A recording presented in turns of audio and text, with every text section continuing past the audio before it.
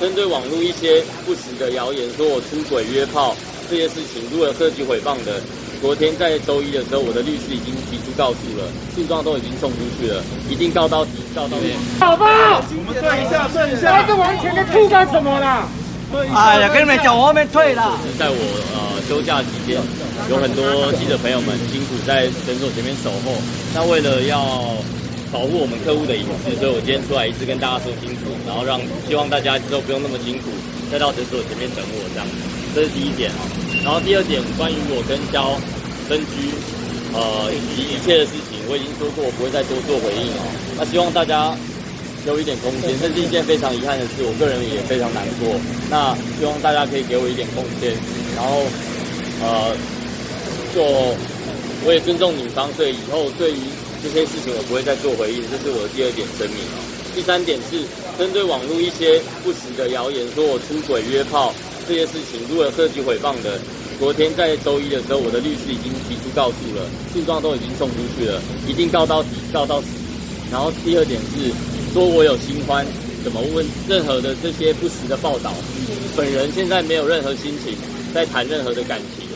我全心全意投入在我的工作上面，只要我的病人好我就好，我的诊所好我就好，我全心全意投入在我的诊所上面。那对于网络上的酸言酸语，我已经被酸了2-3年了，我个人已经免疫了，我都尊重大家意思，但是只要涉及诽谤的事物，一定告到底，不管花多少钱，告死你。然后最后一点，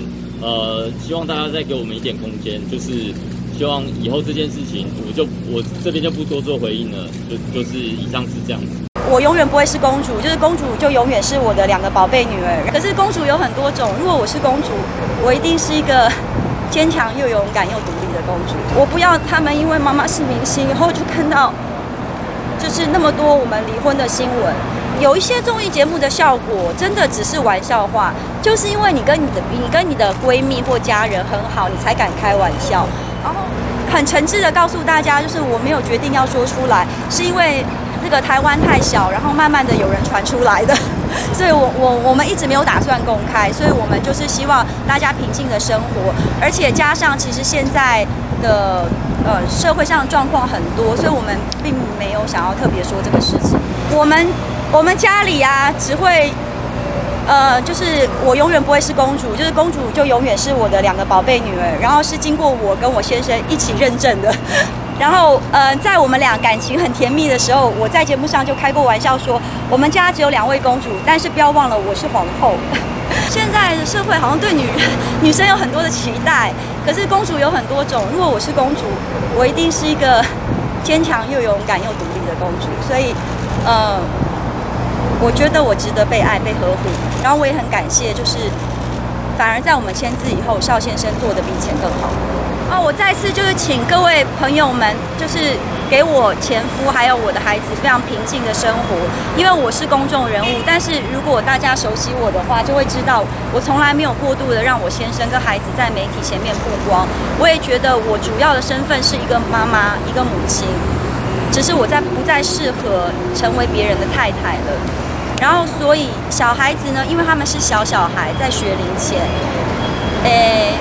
也是很幸运的是，因为他们应该还不会用 Google 搜寻这些新闻，请大家一定要很温和的去帮我处理这件事情，因为我们都有父母，我们